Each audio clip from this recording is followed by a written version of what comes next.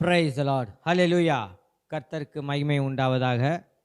சங்கீதம் 34வது சங்கீதம் 1, 2 வசனங்களை நாம் வாசிக்கலாம். கர்த்தரை நான் எக்காலத்திலும் ஸ்தோத்தரிப்பேன், அவர் துதி எப்பொழுதும் என் வாயில் இருக்கும். கர்த்தருக்குள் என் ஆத்துமா மேன்மை பாராட்டும், சிறுமைப்பட்டவர்கள் அதை கேட்டு மகிழ்வார்கள். ஆமென். ஹல்லேலூயா. கர்த்தரை துதிக்கிற துதி எப்பொழுதும் நம் வாயில் இருக்க வேண்டும்.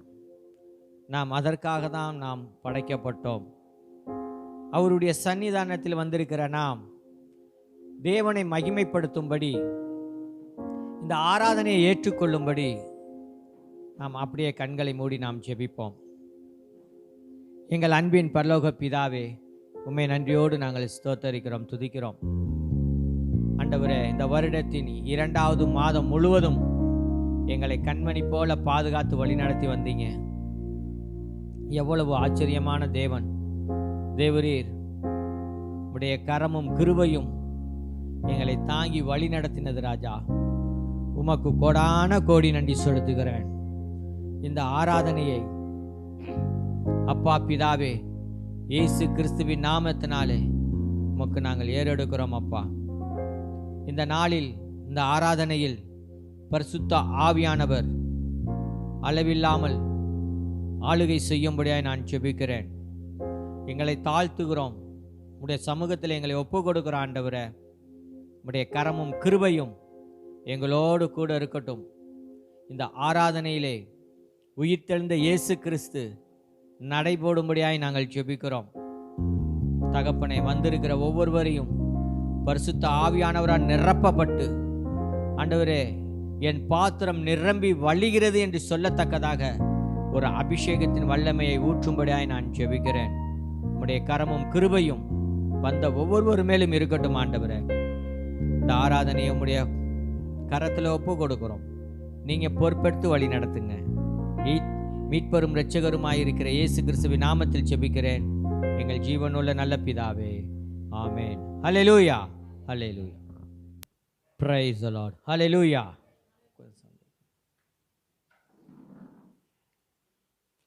Thank you Lord Jesus.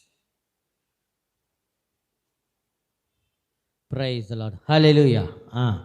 Praise the Lord. கர்த்தருக்குள் அன்பானவர்களே, தேவன் இன்றைக்கு பேசும்படியாக கொடுத்த செய்தி பரலோக மன்னா, த ஹெவன்லி ஃபுட். இந்த செய்தியை தேவன் இன்றைக்கு நமக்காக கொடுத்திருக்கிறார். இந்த நாளில் நம்மோடு கூட ஆண்டவர் அதிகமாய் இடைப்பட போகிறார். ஆமென்.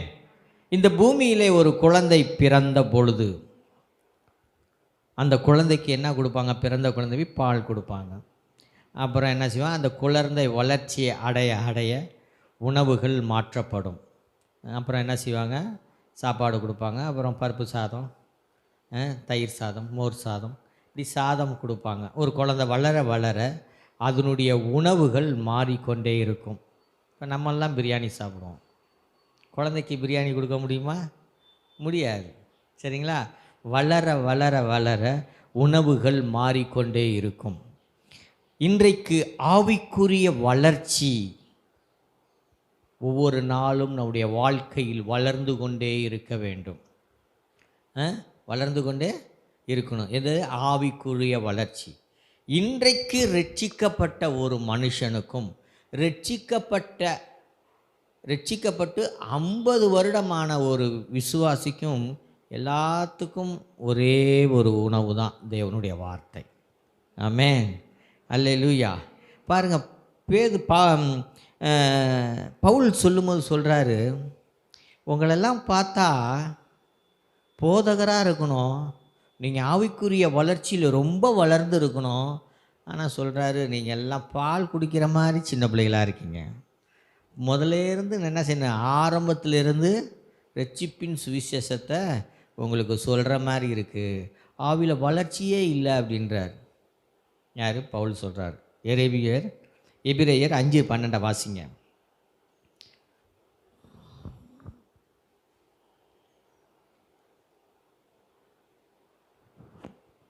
காலத்தை பார்த்தால் காலத்தை பார்த்தால் போதகராய் இருக்க வேண்டிய உங்களுக்கு போதகராய் இருக்க வேண்டிய உங்களுக்கு தேவனுடைய வாக்கியங்களின் ஆ, மூல உபதேசங்களை ஆ, மறுபடியும் உபதேசிக்க வேண்டியதாய் இருக்கிறது. ஆ, நீங்கள் பலமான ஆகாரத்தை அல்ல, ஆ, பாலை உண்ணத்தக்கவர்களானீர்கள். ஆ. பாருங்க, அங்கே சொல்கிறாரு பவுல், உங்களெல்லாம் பார்த்தா ரட்சிக்கப்பட்டு இவ்வளோ வருஷம் ஆயிடுச்சு, ஆனால் இன்னும் அப்படியே இருக்கிறாங்க. எந்த ஒரு என்ன செய்கிறது, எந்த ஒரு பெரிய ஒரு முயற்சியும் எடுக்கலை. அவங்க அப்படியே மந்தமாக இருக்கிறாங்க. இயேசு கிறிஸ்துவை பற்றின அறிவு அப்படி இருக்குது அப்படின்னு சொல்லி இன்னும் குழந்தைங்களாகவே இருக்கீங்க, இன்னும் நீங்கள் ஊழியம் செய்யாமல் இன்னும் இப்படியே எவ்வளோ நாளைக்கு இருக்க போகிறீங்க அப்படின்னு சொல்லி பார்க்கிறதை நாம் பார்க்கிறோம். ரட்சிக்கப்பட்ட ஒரு மனுஷனுக்கு ஆவிக்குரிய வளர்ச்சி ரொம்ப முக்கியமாக இருக்குது. ஆவிக்குரிய வளர்ச்சி ரொம்ப முக்கியமாக இருக்குது. ரட்சிக்கப்பட்ட நம்மளாம் ரட்சிக்கப்பட்ட உடனே பார்த்தீங்கன்னா பைபிள் படிக்கிறது என்ன, ஜெபம் பண்ணுறது என்ன, மணிக்கணக்காக உட்காந்து எல்லாம் பண்ணுவாங்க. அப்புறம் போக சரி படிச்சுக்கலாம் பார்த்துக்கலாம் அப்படின்னு இருக்கிறாங்க. அப்படி இருக்கக்கூடாது. ஒவ்வொரு நாளும் இன்றைக்கி ஒரு வசனம் படித்தோமா நாளைக்கு 2 வசனம். பாருங்கள், ஒரு எசேக்கியேல் ஆண்டவர், அந்த எசேக்கியேலின் புஸ்தகம் அதிகாரத்தை ஆண்டவர் படிச்சுட்டு வர சொல்கிறார். எசேக்கியேல் அதை குறித்து ஆண்டவர் தியானம் செய்ய சொல்கிறார். எசேக்கியேலை தான் நான் வேதத்தில் இப்போ படிச்சுக்கிட்டு இருக்கேன். 4-5 வசனம் இருக்கும். 9 அதிகாரம் தான் படிச்சிருக்கேன். 1 மாதமாக படிக்கிறேன். 9 அதிகாரத்தை 1 மாதமாக படிச்சுக்கிட்டு இருக்கேன். இன்றைக்கி மாதம் முடிய போகுது. தொடக்கத்தில் படிக்கிறேன், ஆனால் 9 அதிகாரம் தான் படிச்சிருக்கேன்.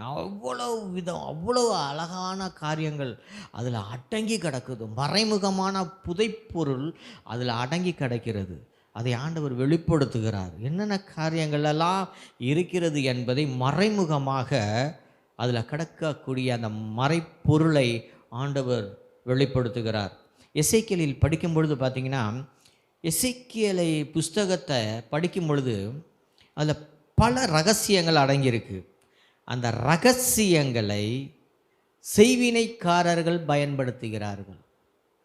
ஆவிக்குரிய மனுஷன் பயன்படுத்தலை, அதை செய்வினை செய்கிறவர்கள் அந்த ரகசியத்தை அவர்கள் பயன்படுத்துகிறார்கள். ஆண்டவர் சொல்லும் பொழுது இந்த காரியங்களை நான் உங்களுக்கு விளக்கி சொல்லுவேன். நான் படிக்கும்பொழுது அந்த இதெல்லாம் ஆவிக்குரிய, இது தேவன், ஒரு மனுஷன் ரட்சிக்கப்பட்ட தேவனுடைய பிள்ளைகளுக்கு கொடுக்கப்பட்ட இந்த காரியத்தை, ஆனால் அவர்கள் அதை செய்யவில்லை. அவர்களுக்கு பதிலாக செய்வினை செய்கிறவன், பிசாசி மாந்தரிகம் பண்ணுறவர்களும் அவர்கள் அதை பயன்படுத்துகிறார்கள். எவ்வளோ பெரிய விஷயமா இருக்குது பாருங்கள். தேவன் நமக்கு கொடுத்த பாடத்தை, நாம் ஆசீர்வாதமாக இருக்கக்கூடிய அந்த செய்கைகளை அவர்கள் அதை பயன்படுத்துகிறார்கள். இன்னொரு நாளைக்கு அதை குறித்து நான் பேச இருக்கிறேன். பாருங்கள், ஒரு ரட்சிக்கப்பட்ட மனுஷன் ஆவிக்குரிய வளர்ச்சியில் அடைவதற்கு அவனுக்கு மிகவும் முக்கியமாக இருப்பது தேவனுடைய வார்த்தை. மன்னா, இஸ்ரவேல் மக்களுக்கு ஆண்டவர் என்ன கொடுத்தாரு? மன்னா கொடுத்தார். அந்த மன்னா பாருங்கள், அதில் ஒரு சிறப்பான காரியங்கள் இருக்கிறது. இஸ்ரவேல் மக்களுக்கும் மன்னா. இப்போ இஸ்ரவேல் மக்களை தேவன் எகிப்தில் இருந்து புறப்பட பண்ணுகிறார். இன்றைக்கி உங்களை எல்லாரையும் காலையில் ஆண்டவர் உங்கள் வீட்டிலேருந்து புறப்பட பண்ணி நீங்கள் சர்ச்சுக்கு வந்திருக்கீங்க. வழியில் எவ்வளோ பிரச்சனைகள் இருந்திருக்கும், ஆனால் நான் அனுபவித்தேன்ப்பா. இன்றைக்கி வண்டி ரிப்பேர் ஆகி நடு ரோட்டில் நின்றுக்கிட்டு இருந்தோம். நேற்று சர்வீஸ் போயிட்டு வந்துச்சு. நேற்றுலாம் நல்லா ஓட்டிக்கிட்டு இருந்தேன். வர வழியில் டப்புன்னு ஒரு சத்தம் கிடச்சி அப்படியே நின்றுச்சு. நான் மனைவி நின்றுக்கிட்டு இருக்கிறோம். அப்புறம் ஜோசுவாவுக்கு ஃபோன் பண்ணி, நீங்கள் போய் சீக்கிரம் சர்ச்சை திறங்க, நான் பின்னாடி வரேன். பின்னாடி நம்ம பிரதர் இன்னொருத்தர் வீட்டு பக்கத்தில் இருக்கிறாரு. அவர் வந்தார். அவர் பாருங்கள், அவர் மெக்கானிக். அழுக்கு சட்டையை போட்டுக்கிட்டு உட்காந்துரு, அண்ணே அழுக்கு ஆக்கிறாதீங்க, சட்டையை தள்ளி உட்காருங்க அப்படின்றார். அப்புறம் அவரு கொண்டாந்து விட்டுட்டு போனார். அந்த மாதிரி தடைகள், அவ்வளோ பிரச்சனைகள் இருக்கும் பாருங்கள். அதே போல தான் இஸ்ரவேல் மக்கள் எகிப்தில் புறப்பட்டதில் அந்த நாளில் இருந்து எகிப்து அந்த கானான் தேசத்துக்கு போகிற வரையிலும் தேவன் மன்னாவை கொடுத்தார். எவ்வளோ 40 வருஷம், கிட்டத்தட்ட 40 லட்சம் மக்கள் உணவு கொடுக்கணும்னா எப்படி இருக்கும் பாருங்கள். புறப்பட சொல்கிறாரு, நீங்கள் புறப்பட்டு போங்க அப்படின்னு. எதை பற்றியும் அவங்க கேட்கல, புறப்பட்டு போனாங்க.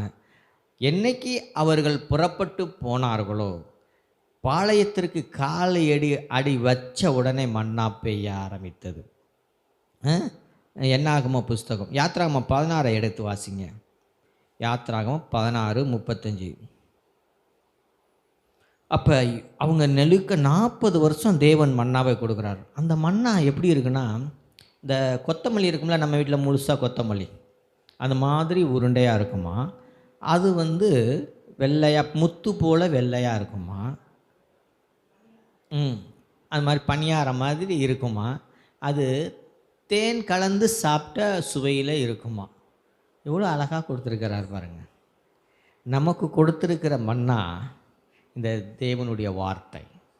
அவருடைய வார்த்தை தான் நமக்கு மன்னா. அது எப்படி எடுக்கணும்னு சில காரியங்கள் சொல்கிறார். அது பாருங்கள், அந்த கானான் தேசத்துக்கு அந்த கானான் தேசத்தில் சேர்ற வரையிலும் அந்த மன்னா அந்த மன்னாவை தேவன் கொடுத்து கொண்டே இருந்தார். அது மாத்திரமல்ல, கானான் தேசத்துக்கு இஸ்ரவேல் மக்கள் உள்ளே போயிட்டாங்க. உள்ளே போனதுக்கு அப்புறமும் அந்த தேசத்தை அவர்கள் சுதந்திரித்த பிறகும் அந்த தேசத்திலே அவர்கள் விதை விதைத்து அதை அறுவடை செய்து அந்த விதை தானியத்தை சாப்பிட்ற வரையிலும் அந்த மன்னா கொடுத்தார் ஆண்டவர். எவ்வளோ நல்லா இருக்குது பார்த்தீங்களா. இப்போ நீங்கள் ஊருக்கு போயிட்டு வரீங்க, வீட்டுக்கு வரீங்கன்னு வச்சுக்கோங்க, வீடு பூட்டியிருக்கு. இப்போ சாப்பாட்டுக்கு என்ன செய்வீங்க? நம்ம தான் செஞ்சு சாப்பிட்ணும். நம்ம வீட்டுக்கு வந்த உடனே ஹோட்டல்லேருந்து யாராவது ஒருத்தர் வாங்கிட்டு வந்து கொடுத்தா எப்படி இருக்கும்? அந்த மாதிரி தான் நீ கானான் தேசத்தை சுதந்திரிச்சிட்டிங்க. ஆனால் சுதந்திரிச்சிட்டு அதை விதைச்சி அதை விவசாயம் பண்ணி அதை அறுவடை செஞ்சு அதை தானியமாக்கி அதை சாப்பிடணும். அதுதான் நம்ம ஆண்டவர். நீங்கள் ஒரு கானான் தேசத்து உள்ளே போயிட்டீங்க, விட்ருங்க, அவ்வளோதான், நீங்கள் ஏதோ பார்த்துக்கங்க அப்படின்னு தேவன் ஒரு நாளும் விடமாட்டார். ஆண்டவர் அந்த மன்னாவை நமக்கு கொடுத்தார். அதே போலத்தான் அந்த மன்னா எப்படி இருந்துச்சா, அதை வாசிச்சிருங்க. யாத்ராகமம் 16:35 வாசிங்க. இஸ்ரவேல் புத்திரர் குடியிருப்பான தேசத்துக்கு வரும் மட்டும் 40 வருஷமளவும் மன்னாவை புசித்தார்கள். அவர்கள் கானான் தேசத்தின் எல்லையில் சேரும் வரைக்கும் மன்னாவை புசித்தார்கள். கானான் தேசத்துக்கு எல்லை வரையிலும் அவங்க மன்னாவை புசித்தார்கள். அந்த மன்னா எப்படி இருந்துச்சா, என்னாகமம் 11வது அதிகாரம் 9வது வசனம்.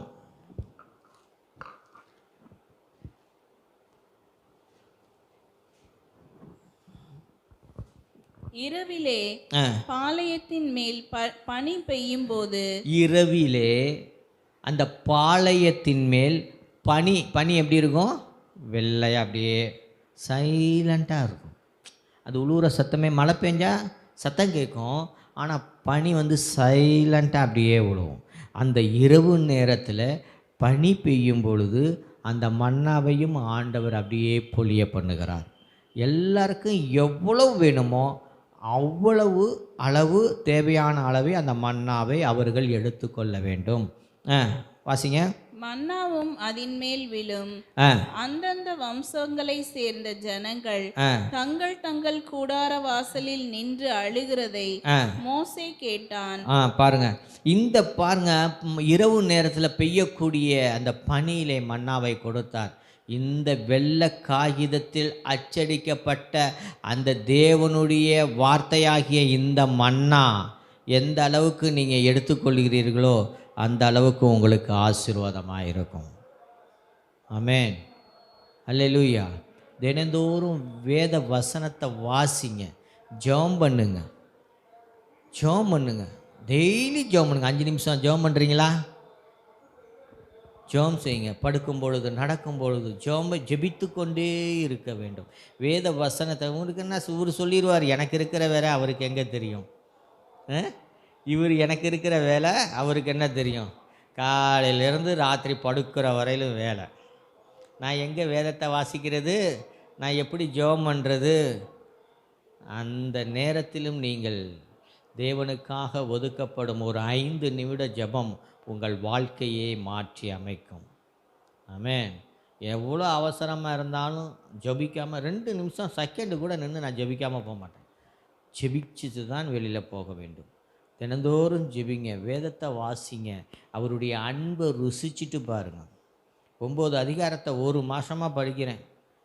ஒவ்வொரு வசனமாக என்னென்ன காரியங்களை எசேக்கியேலுக்கு சொல்கிறார், எந்தெந்த காரியத்தை செய்ய சொல்கிறார், எப்படி அதை செய்ய சொல்கிறார், எப்படியெல்லாம் இஸ்ரவேல் மக்கள் எனக்கு விரோதமாக, தேவனுக்கு விரோதமாக இஸ்ரவேல் ஜனங்கள் செய்யும் பொழுதும் தேவன் அவர்கள் மேல் எப்படி அவர்களோடு கூட இருந்து அவர்களை எதிர்த்து நிற்கிறார் என்பதை அழகாக சொல்கிறார். அதெல்லாம் தீர்க்க தரிசனம். எசேக்கியேல் அவ்வளோ தீர்க்க தரிசன வார்த்தைகளை எசேக்கியேலுக்கு வெளிப்படுத்துகிறார். இதெல்லாம் நம்ம எப்படி புரிஞ்சுக்கிறது, எப்போ படிக்கிறது, இதெல்லாம் எப்போ நம்ம படிக்கிற முடியும்? வேதத்தில் இருக்கக்கூடிய காரியங்களை நாம் புரிந்து நடந்து அதன்படி சத்தியத்தின்படி நாம் நடக்க வேண்டும். அதற்காக தான் எழுதி கொடுக்கப்பட்டிருக்கிறார். பாருங்கள், அப்போ அந்த மன்னா என்ன செஞ்சுட்டாராம், ராத்திரி இரவு பெய்கிற அந்த பனியில் அந்த மன்னாவை பொழிந்தருளினார். அவர்களுக்கு தேவையான அளவை கோத்திரத்தின்படி அதை அவர்கள் எடுத்து கொண்டார்கள். அந்த மன்னா எவ்வளோ நாள் அந்த மன்னா பெய்தது? ஏற்கனவே சொன்னல, அந்த வேத வசனத்தை பார்க்கலாம். யோசுவாவின் புஸ்தகம் 5வது அதிகாரம் 12வது வசனம்.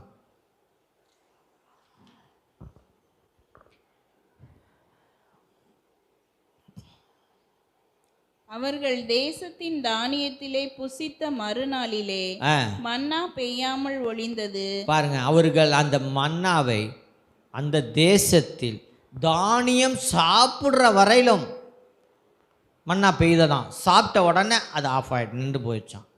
அந்த அளவுக்கு தேவன் கைவிடாமல் பாதுகாத்து வருகிறார். நமக்கு வேண்டிய எல்லா காரியத்தையும் கொடுக்கிறார். மன்னா இஸ்ரவேல் மக்களை எப்படி அந்த மன்னாவை கொடுத்து வழிநடத்தி வந்தாரோ, இன்றைக்கும் நமக்கு, எனக்கும் உங்களுக்கும் தேவனுடைய வார்த்தையாகிய மன்னாவை உங்களுக்கு கொடுத்து போஷித்து வழிநடத்தி வருகிறார். அப்பொழுது இன்னொரு காரியத்தை நாம் பார்க்கலாம். பாருங்கள், 1 ராஜாக்களின் புஸ்தகம் 17வது அதிகாரம் 1லிருந்து அந்த வசனம் வாசித்துட்டு வரும் பொழுது அங்கே எலியாவை குறித்து நாம் பார்க்கிறோம். ஒரு ஊழியக்காரரை தேவன் தான் அழைக்கப்பட்ட ஊழியக்காரனை எப்படி போஷிக்கிறார் என்பதை குறித்து நாம் பார்க்கலாம். தேசத்தில் மழை பெய்யாதபடியினால் சில நாளுக்கு பின்பு அந்த ஆறு வற்றி போயிற்று. அப்பொழுது கர்த்தருடைய வார்த்தை அவனுக்கு உண்டாயிற்று. அப்ப பாருங்க, எலியா வந்து ஆகாப் ராஜாட்ட போய் சொல்றார், பார், மழை பெய்யாது, உன் தேசத்தில் பஞ்சம் வரும், மழை பெய்யாதனால அறுவடை நடக்காது, விவசாயம் நடக்காது, எதுவுமே நடக்காது, பஞ்சம் வரப்போகுது அப்படின்னு சொல்கிறாரு. இவர் சொல்லிட்டு என்ன செய்கிறாரு, அப்போ சொல்லிக்கிட்டு இருக்கிறாரு. அப்போ தேவன் வந்து எலியாட்ட பேசுகிறார், நீ சொல்லிவிட்டு கேரித் ஆற்றங்கரையில் போய் அங்கே போய் இரு, உனக்கு நான் வந்து சாப்பாடு கொடுக்கறதுக்கு யார் அனுப்புவேன், ஒரு சேனையை அனுப்புவேன்னு சொன்னாரா? அந்த ஊரில் பெரிய ராஜா டிஃபன் கேரியர் எடுத்துகிட்டு வந்து தருவார் அப்படின்னு சொன்னாரா? ஒன்றும் சொல்லலை. காக்காவுக்கு நான் கட்டளை கொடுத்துருக்கேன். யாருக்கு சொல்லியிருக்கிறாரு? காக்காவுக்கு கட்டளை கொடுத்துருக்கிறேன், அது வந்து உனக்கு சாப்பாடு செய்யும். இதை விசேஷம் சொன்ன யார் கொடுத்துருப்பா, அது யார் வறுத்திருப்பா, யார் ரோஸ்ட்டு பண்ணியிருப்பா, எப்படி இறைச்சியை கொண்டாந்து கொடுக்கும்? அது ஒரு கேள்வி. ஆனால் ஆண்டவர் சொல்லிட்டாரு, காகங்களுக்கு நான் கட்டளையிட்டேன், அவைகள் உன்னை போஷிக்கும் என்று. இன்றைக்கி எத்தனை காகங்களை நமக்காக வைத்திருக்கிறார். ஊழியக்காரங்களுக்கு, ஊழியர்களுக்கு விசுவாசி காணிக்க கொடுக்கலன்னு பரவாயில்ல, காக்காவை அனுப்பிடுவார், எப்படியும் போஷிச்சிருவார். இந்த இதில் என்னன்னா, எல்லாரும் இந்த விஷயத்தில் பணத்தை பற்றி தான் பேசுகிறாங்க. ஆனால் தேவனுடைய வார்த்தையை ஆண்டவர் கொடுப்பார் நமக்கு. ஆமென். அதை தான் நமக்கு என்ன தேவை, இன்றைக்கி தேவனுடைய வார்த்தையை ஏதாவது காக்கா கிட்ட கொண்டாந்து கொடுப்பார். அப்படி தான் சில ஊழியக்காரங்கள்ட்ட பேசிகிட்டு இருக்கும்போது அடி சில வார்த்தைகள் வரும். அந்த வார்த்தை பார்த்திங்கன்னா நமக்கு அது செய்தியாய் அமையும். அதுதான் வார்த்தை. அந்த வார்த்தை தான் நமக்கு மன்னாவாக இருக்குது. அப்போ சொல்கிறாரு, கேரித் ஆற்றங்கரையில் போய் இரு, அங்கே நான் காகங்களுக்கு நான் கட்டளையிட்டேன், உனக்கு சாப்பாடு எப்படி இருக்கும், காக்கா கொண்டு வந்து இறைச்சி கொடுக்கும், அப்பம் கொண்டாந்து கொடுக்கும். அப்பம் வாசிங்க. கர்த்தருடைய வார்த்தை அவனுக்கு உண்டாயிற்று. அப்புறம் 3வது வசனம், நீ இவ்விடத்தை விட்டு கீழ் திசையை நோக்கி போய் யோர்தானுக்கு நேராய் இருக்கிற கேரித் ஆற்றண்டையில் ஒளித்து கொண்டிரு. கேரித் ஆற்றங்கரையில் ஒளித்து கொண்டிரு. சில நேரங்களில் நம்மளை ஆண்டவர் பேசாமல் அமைதியாயிருன்னு சொல்லுவார். அப்படியே அமைதியாக இருக்கணும். தம்னை வெளியில் காட்டிக்காதன்னு சொல்லுவார். அப்படியே மறைஞ்சு இருக்கணும். என்ன ஊழியத்தில் அப்படி தான். ஊழியத்தில் சில பிரச்சனைகள் பாடுகள் சபையில் வந்த பொழுது ஆண்டவர் சொன்னார், நீ அமைதியாயிரு, எதுவும் பேசாத. அவங்க செய்கிறாங்களே இவங்க செய்கிறாங்களேன்னு சொல்லி நீ என்ன செய்கிற, நீனு அங்கிட்டு இங்கிட்டு இது பண்ணாத, நீ அமைதலாயிரு. நீ அமைதலாய் இருக்கும் பொழுது ஆண்டவர் வெளியரங்கமாய் ஒரு நாள் கொண்டு வருவார். ஆமென், அல்லேலூயா. நம்ம எந்த அளவிற்கு அமைதியாக இருக்கிறோமோ அந்த அளவுக்கு தேவன் வெளிப்பாடை கொடுப்பார். அந்த அளவுக்கு நம்மை வெளிப்படுத்துவார். நம் மூலமாக அசாதாரணமான காரியங்களை செய்வார். அதை தான் சொல்கிறார், நீ ஒளிந்து கொண்டிரு. தேவன் நம்மை வெளிப்படுத்தும் வரையிலும் நம்ம என்ன செய்யணுமா, அப்படியே அமைதியாக இருக்க வேண்டும். ஆண்டவர் போஷிக்கிறார். அடுத்த வசனம் 4. அந்த ஆற்றின் தண்ணீரை குடிப்பாய். அந்த ஆற்றின் தண்ணீரை குடிப்பாய். அங்கே உன்னை போஷிக்க. அங்கே உன்னை போஷிக்க. காகங்களுக்கு கட்டளையிடுவேன் என்றார். காகங்களுக்கு கட்டளையிடுவேன் என்றார். பாருங்க, எத்தனையோ வருஷங்களுக்கு முன்பாக காகத்துக்கு கட்டளை கொடுத்தார். இன்னைக்கு ஜொமேட்டோ ஸ்விக்கியெல்லாம் இருக்கா, ஆர்டர் பண்ண உடனே வீட்டில் கொண்டாந்து கொடுத்துட்றாங்க சாப்பாடு. நம்ம ஆண்டவர் அன்னைக்கே வச்சுருந்துருக்கிறாரு காக்கா சர்வீஸ். ஆண்டவர் சொன்ன உடனே அது கூப்பிட்டு போய் ஊழியக்காரர்களை போஷிக்க வைக்கிறார். காக்கா மூலமாக போஷிக்க வைக்கிறார். அப்புறம் 6வது வசனம் வாசிங்க. காகங்கள் அவனுக்கு விடியற் காலத்தில் அப்பமும் இறைச்சியும். விடியற் காலத்தில் காலையிலேயே வந்துடுது அப்பமும் இறைச்சியும். சாயங்காலத்தில் அப்பமும் இறைச்சியும் கொண்டு வந்தது. பாருங்க, தாகத்திற்கு அந்த ஆற்றின் தண்ணீரை குடித்தான். பாருங்க, 2 வேளை விடிய காத்தாலேயே வந்துடுதான். இன்னும் 10 மணி ஆயிடுச்சு, இன்னும் காணாம் அப்படின்லாம் யோசிக்கலை. எலியா தூங்கி எழுந்திரிச்சு முழிச்ச உடனே அங்கே சாப்பாடு ரெடியாக இருக்குது. இதுதான் பரலோகம். அண்ணா, நமக்கு என்ன தேவையோ அதை தேவன் நமக்கு வெளிப்படுத்துகிறார். அதிகாலையில் என்னை தேடுகிறவர்கள் கண்டடைவார்கள். இயேசு கிறிஸ்து சொல்கிறார், நானே ஜீவ அப்பம், நானே வானத்திலிருந்து இறங்கின ஜீவ அப்பம் என்று சொல்லுகிறார். நாம் அதிகாலையில் தேவனை தேடும் பொழுது அவர் நமக்கு வெளிப்படுவார். ஆமென். அதிகாலையில் அப்பமும் இறைச்சியும் அங்கே வைத்தார்கள். காக்கா கொண்டு வந்து குடிச்சிச்சான். அடுத்தது 7வது அதிகாரத்தை பாருங்க. தேசத்தில் மழை பெய்யாதபடியினால் சில நாளுக்கு பின்பு அந்த ஆறு வற்றி போயிற்று. அப்போ ஆறு வற்றி போயிடுச்சு. அப்போ ஊழியக்காரரை போஷித்தது அங்கே காக்கா மூலமாக போஷித்தாரு, அந்த இடத்துல நின்றுச்சு. அப்புறம் என்ன செய்கிறார் ஆண்டவர், நீ என்ன செய்கிற, சாரிபாத் ஊருக்கு போ, அங்கே ஒரு என்ன செய்யணும், ஒரு விதவைக்கு உன்னை போஷிப்பதற்கு நான் அங்கே ஏற்பாடு பண்ணியிருக்கேன்றார்.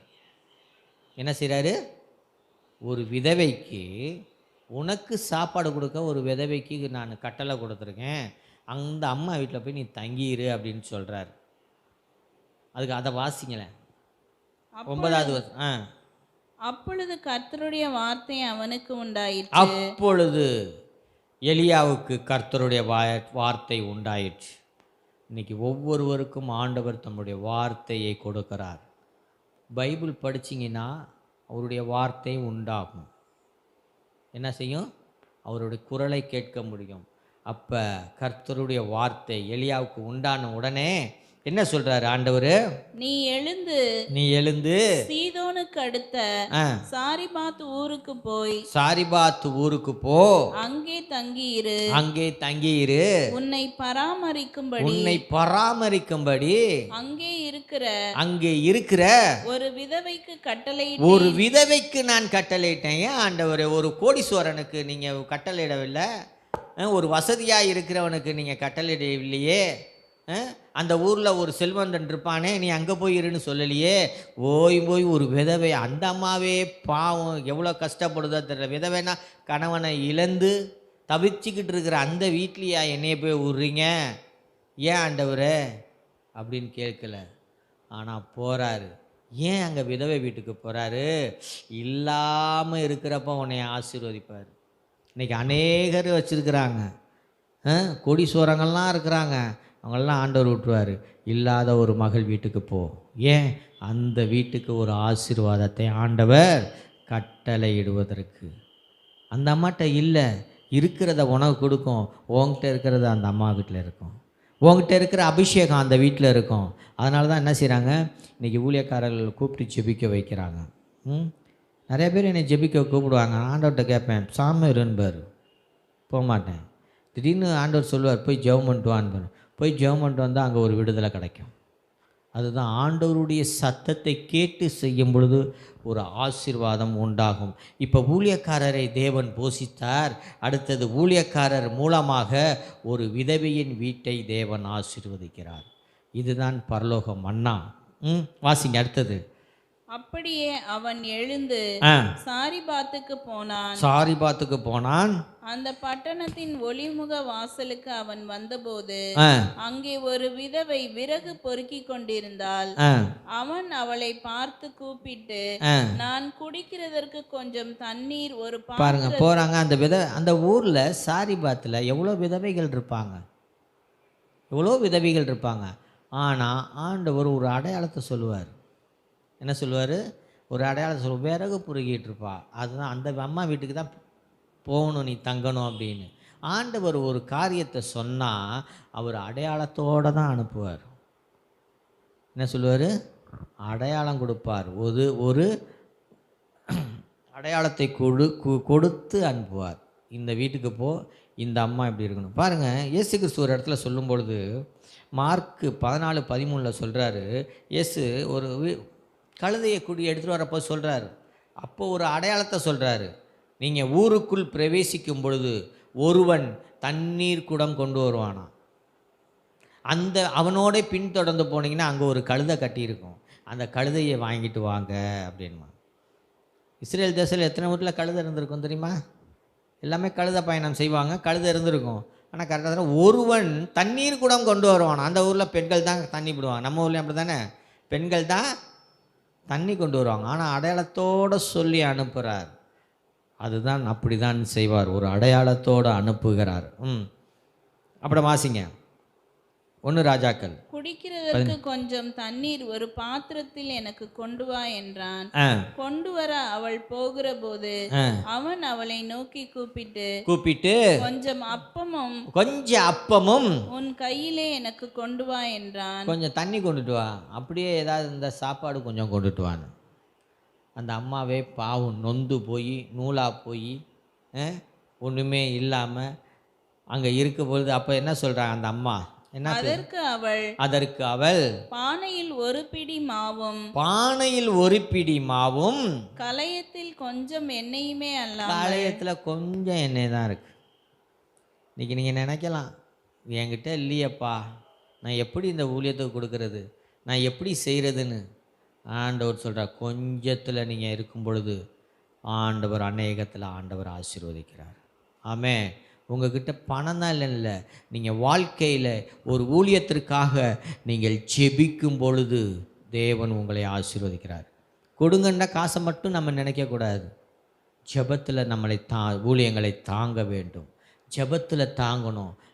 ஒவ்வொரு நாளும் ஊழியக்காரர்களுக்காக நீங்கள் ஜெபிக்கும் பொழுது அதனுடைய ஆசீர்வாதம் உங்கள் வீட்டின் மேல் வந்து தங்கும். என்னிடத்தில் ஒரு அடையும் இல்லை என்று உம்முடைய தேவனாகிய கர்த்தருடைய ஜீவனை கொண்டு என்கிட்ட இல்லை, ஒன்றுமே இல்லையே, நான் என்ன செய்வேன்? நான் சத்தியமாக சொல்கிறேன், ஜீவனை கொண்டு, உங்கள் தேவன் ஜீவனை கொண்டு சொல்கிறேன், என்கிட்ட ஒன்றுமே இல்லை, என்கிட்ட இருக்கிறது ஒரு படி மாவு தான் இருக்குது, கொஞ்சோண்டு எண்ணெய் தான் இருக்குது அப்படின்றாரு.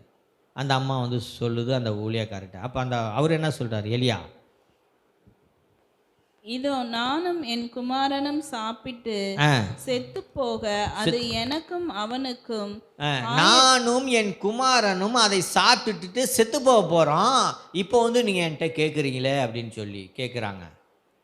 உங்கள் வாழ்க்கையிலே ஆண்டவர் நீங்கள் நினச்சிருக்கிறான், என்னோடய வாழ்க்கை இதோடு முடிஞ்சு போச்சு அப்படின்னு சொல்லி, இதுதான் அதுக்கப்புறம் ஒன்றுமே இல்லை அப்படின்னு சொல்லி நீங்கள் என்னைக்கு நீங்கள் முற்றுப்புள்ளி வைக்கிறீங்களோ தேவன் அந்த முற்றுப்புள்ளியை கமாவாக மாற்றி ஆண்டவர் உங்கள் வாழ்க்கையை தொடர வைக்க ஆரம்பிப்பார். ஆமென், அல்லேலூயா.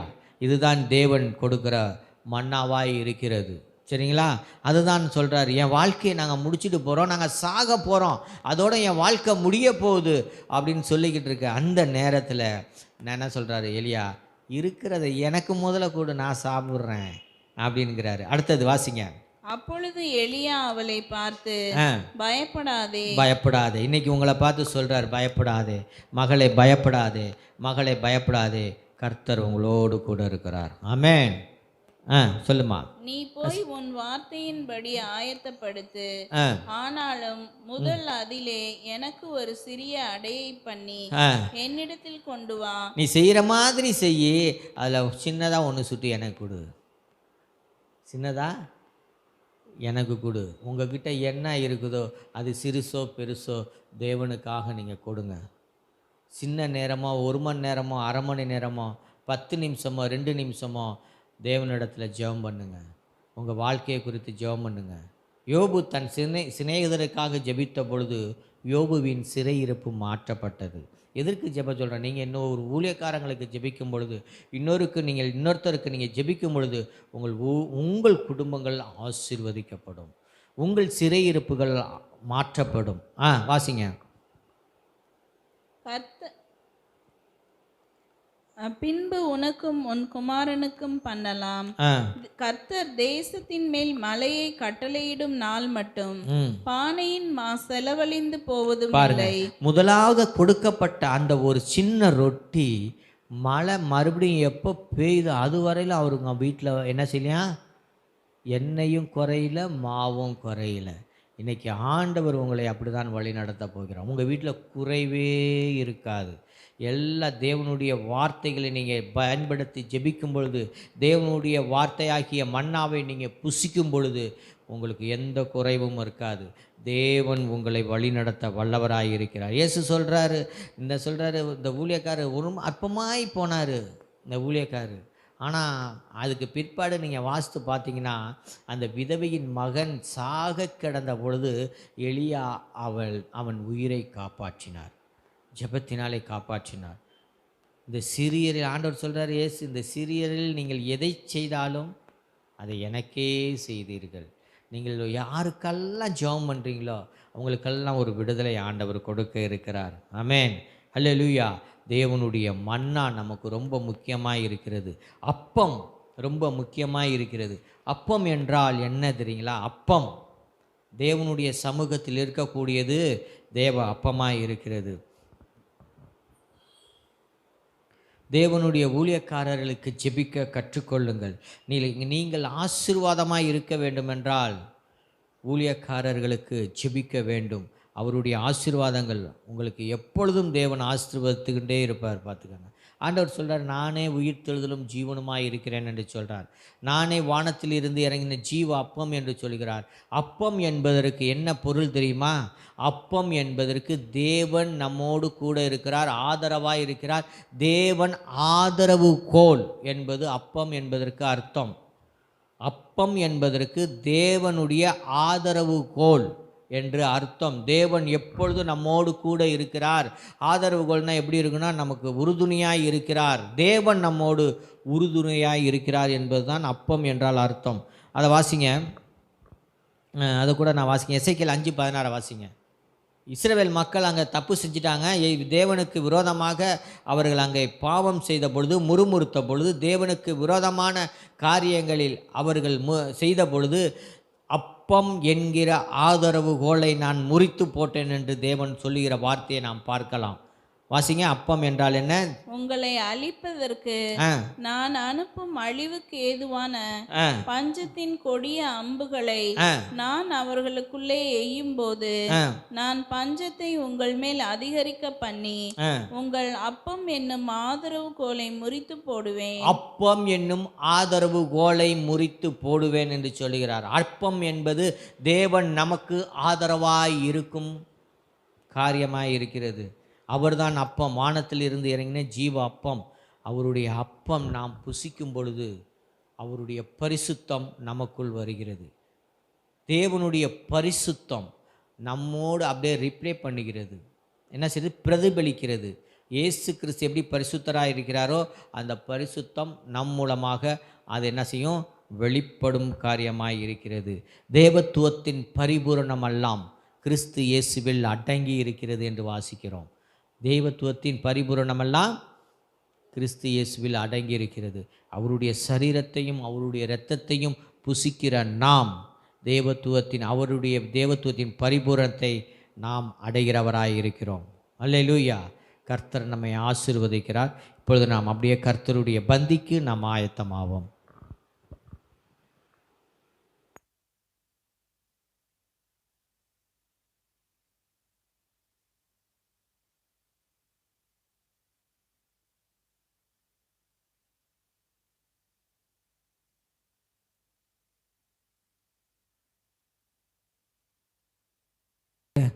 உம்முடைய மரணத்தை நாங்கள் நினைவு கூறுகிறோம்.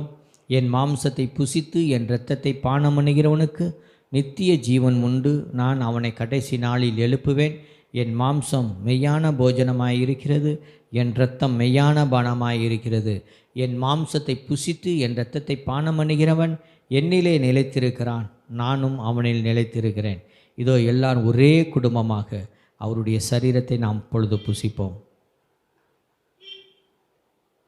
அவருடைய இரத்தத்தை இப்பொழுது நாம் பானம் பண்ணுவோம்.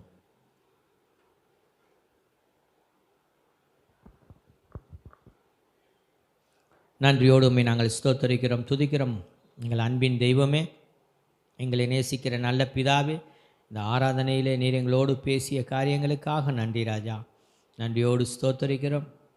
எலியாவை எப்படி போஷித்து வழிநடத்தினீரோ அதே போல எங்கள் வாழ்க்கையிலும் நீர் எங்களை வழிநடத்த வேண்டுமாய் செபிக்கிறேன்.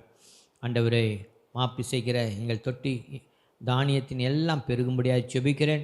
இந்த விதவியின் வீட்டில் மாவும் எண்ணெயும் எப்படி குறையாமல் நீர் வளர்ந்ததோ அதே போல் எங்கள் இல்லங்களிலும் எந்தவித குறைவுமின்றி நீர் ஆசீர்வதிக்கும்படியாக செபிக்கிறேன். உடைய கரம் கிருபை எங்களோடு இருக்கட்டும் ஆண்டவரே. எங்கள் தேவைகள் சந்திக்கப்படட்டும். இந்த புதிய மாதத்திற்குள் நீர் கரம் பிடித்து நடத்தும்படியாக செபிக்கிறேன். வாழ்நாளெல்லாம் நன்மையும் கிருபையும் எங்களை தொடரட்டும். இயேசு கிறிஸ்துவின் நாமத்தில் செபிக்கிறேன் எங்கள் ஜீவனுள்ள நல்ல பிதாவே, ஆமேன் ஆமேன். என் ஆத்மாவே கர்த்தரை ஸ்தோத்திரி, என் முழு உள்ளமே பரிசுத்த நாமத்தை ஸ்தோத்திரி. என் ஆத்மாவே கர்த்தரை ஸ்தோத்திரி, கர்த்தர் செய்த சகல உபகாரங்களை மறவாதே. ஆமேன் ஆமேன். நம்முடைய கர்த்தராகிய இயேசு கிறிஸ்துவின் கிருபையும் பிதாவாகிய தேவனுடைய அன்பும் பரிசுத்த ஆவியானவருடைய அந்யுன்ய ஐக்கியம் நம் அனைவரோடும் கூட இருப்பதாக. ஆமேன் ஆமேன். அல்லேலூயா. Hallelujah.